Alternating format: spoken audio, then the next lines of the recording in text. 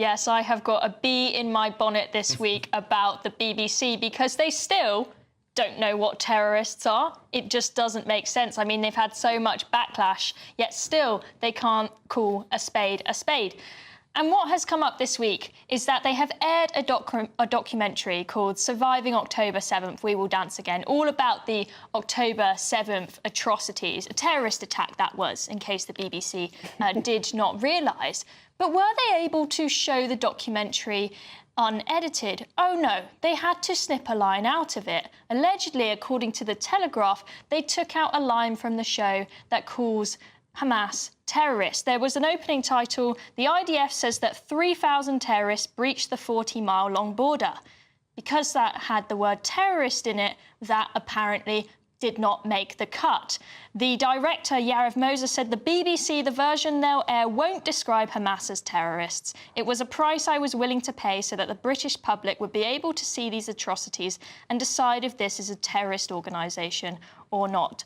The campaign against anti-Semitism said that this is a shameful decision, and I absolutely agree with them. Now, I was shocked by this after we recently heard that a report showed that the BBC breached their own editorial guidelines over 1,500 times at the height of the Israel-Hamas war.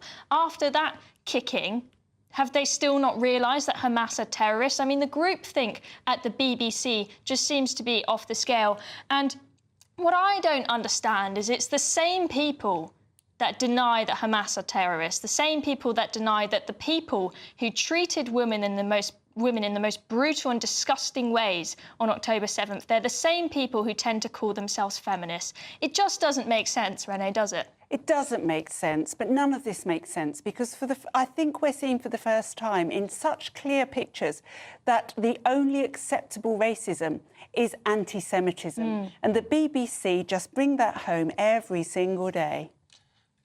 Will, I mean, where are you on that?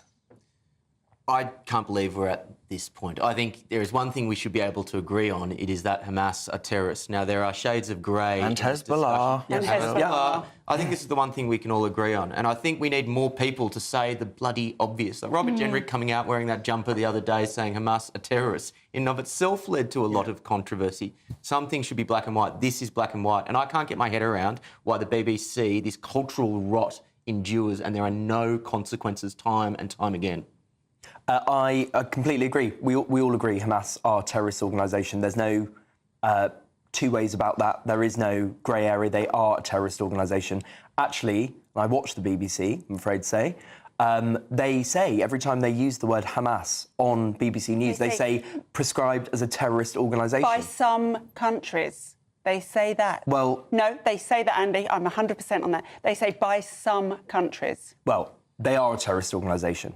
And I actually think I am going to defend the BBC, as you might expect.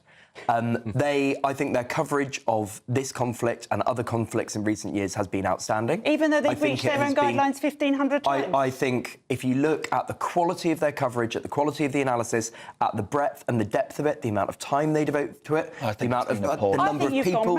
So do you think it made sense for them to cut that line out of the documentary? No, I don't. We're saying that they were terrorists, is that too biased? I don't think that at all. And if they've breached their guidelines several times on this... 1,500. Well, I'm not defending that. I'm going to read out what the BBC said. So a BBC spokesman said, the BBC Storyville film shows in unsparing detail the way in which Hamas set out to slaughter as many people as possible at a music festival on October 7th. Their descriptions of Hamas as a terrorist organisation have, of course, not been changed. So they argue that the opposite is true and that, you know, all's hunky-dory, happy days at the Beeb. Now, what I expect, and, you know, I haven't watched the full thing through, admittedly, but what I expect that they've done is where there have been individual interviews with, they interviewed, I think, 20 survivors from the Nova Festival, that if they called them terrorists, you know, that was someone giving their opinion. But say the headlines at the beginning of the show, which is meant to say be the independent narrator,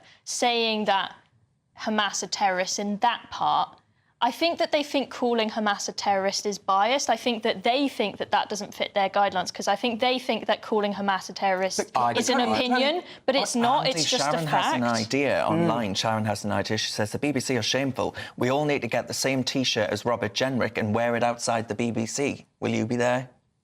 But the BBC do say Hamas are terrorists. And by the way, With the a only caveat. reason this documentary exists, Okay. which I have watched, is because the BBC put the money in to make it. Have you got what it takes to be a reasoned presenter? Well, send us a short clip of yourself to join@reasoned.uk and we might be seeing you on this very channel very soon indeed.